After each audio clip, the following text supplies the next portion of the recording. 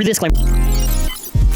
Hello everyone! For this video, we're going to be talking about what is seemingly the scariest future for Beyblade Burst, in specific, the attack types. Because as Beyblade Burst is now officially ended, and we have long since passed it, now already in the Beyblade X generation, I have thought quite a bit of what exactly is going to happen if you think about a lot of the end game of Beyblade Burst, like for the final attack types that we kind of have. And I kind of want to get into it. So before we continue with this video, if you are new here, subscribe to the channel. And after you watch this video, comment your thoughts. Check out mollabays.com because we sell Beyblade X products, Beyblade Burst products. It's an optional way to support the channel. I appreciate any support regardless. Alrighty, so let's first address the main thing to get us started, which is, what is the main thing you notice with the progression of Beyblade Burst as we went on through the timeline? It's the idea of the bays evolving and the system changing, but also the weight. If, for an example, I show you a GT release that's about 60 grams or so, and then after I show you like a release from like DB&BU that's like 80 grams, that is 20 grams of difference. The bays get heavier over time. Now, to give you a general idea, throughout all of the meta of Beyblade Burst, for most of it, you could use your plastic attack drivers or the more preferred rubber attack drivers. And the reason why you prefer rubber attack drivers generally for most things for attack is because of the high speed and the friction. It's very beneficial to have a fast and powerful attacker. Of course, there could be maybe options where you could use plastic attack, but what happens when you get to the end game of Beyblade Burst? Because the bays are so heavy, they require a lot of speed and power to be able to knock stuff out and win, which means you are heavily reliant on purely rubber attack drivers. Now let's take it a step back for a second. Is it possible in the end game of Beyblade Burst to use anything that's not rubber attack? You have some options, maybe like your charge metal, maybe like a destroy, but even then, at best, those could just be same spin and only same spin battles. Your biggest bet, if you never wanted to use a rubber attack or you had no options, could maybe be the All Might driver. That's the closest thing to actual speed and power you could probably get, but even then, that's not really that much of an option. And why it gets so scary is because they rely on the rubber drivers, and because they are so heavy, they're going to obviously be pressing on the rubber and making it wear a lot more over time. It's natural. The heavier the Beyblade is, the more it's going to be pressing down.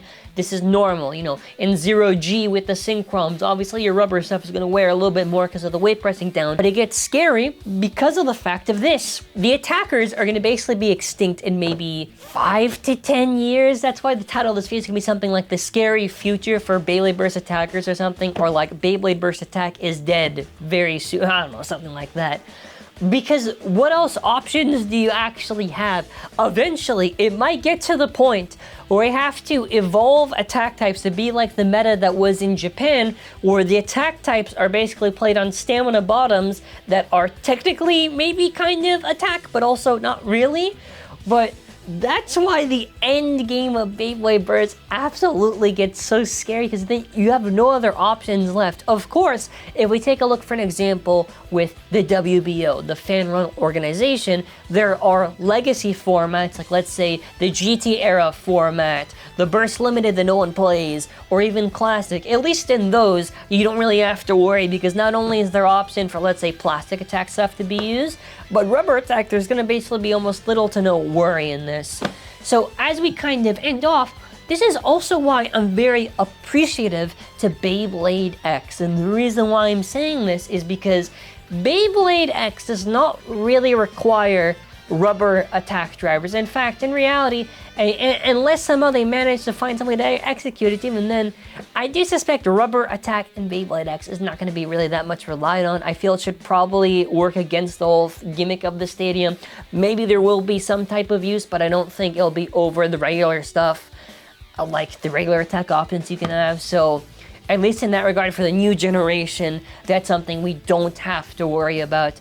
But it just goes to show that there's certain aspects of the game that age really well, and they can probably not age as well. But I want to take it to you, the comment section, and ask you this.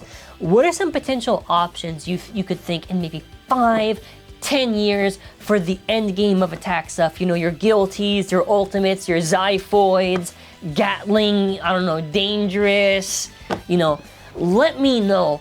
And that's kind of where I want to end off this video. Let me know your thoughts in the comments as always. And we will be always trying to find different topics in discussion to talk about. This one was particularly interesting to me, even though a lot of times I'll talk about topic and maybe they'll kind of bleed into each other for kind of certain talking points. It's always kind of a different main idea, but... So I kind of wanted to highlight something I did in the past with like the DB Stadium, for like this sudden death thing, where essentially the DB Stadium, you know, most people kind of just use this plastic attacker type stuff, and it's very hard to use attack in general, so it's like this idea to make the stadium useful, but also, you know, kind of consider like this idea of like the end game of Beyblade Burst. So kind of in here, you know, you're going to be able to maybe get some sort of mock where it's close to this some vein of attack, but it's not necessarily the same thing or same meta for what parts you would use. But, you know, if this is the direction attack was going to take, I just thought, yeah, this would make a lot of sense. And that's where it always gets so tricky, because at best, you could maybe look at your options like your Guilty Longinus, and I think, honestly, Guilty's the only thing I can maybe see living past the 5 to 10 years for relevancy, because if you have options like Wind, if you have options like, you know, Dynamite plus F, Roar, all this stuff, it's not easy, and that's also why in a lot of Japan events for like 5G stuff, you see Guilty used quite a bit, just because Guilty's pretty heavy and it's a hard smacker, so it kind of gets the best option possible. But, you know, I can't really think of Gatling or Divine or Xiphoid. I mean, maybe we could kind of consider, but I implore anyone to try to test without any rubber attack and see how well that goes and see how consistent it is, because I promise you that you will be in for a very scary time trying to cope with the options that are barely there as is. Maybe that's why they ended off with the DB Stadium, which that is a separate can of worms I will eventually get towards. But yeah, I don't really want to go into a future where I have to use the Assault Driver or Excel to be relevant. Because, I mean, there's nothing really else. Like, what, Venture plus V, maybe? Even then, that's still same spin. I don't know. That's a future I probably don't want to live in, and that's why I'll be probably very... lenient on what I use for my rubber attack stuff. But thank you all for watching. Have a fantastic day, and that'll be it for now. Take care and bye. And shout out to Keo for all the help for any general advice for this video.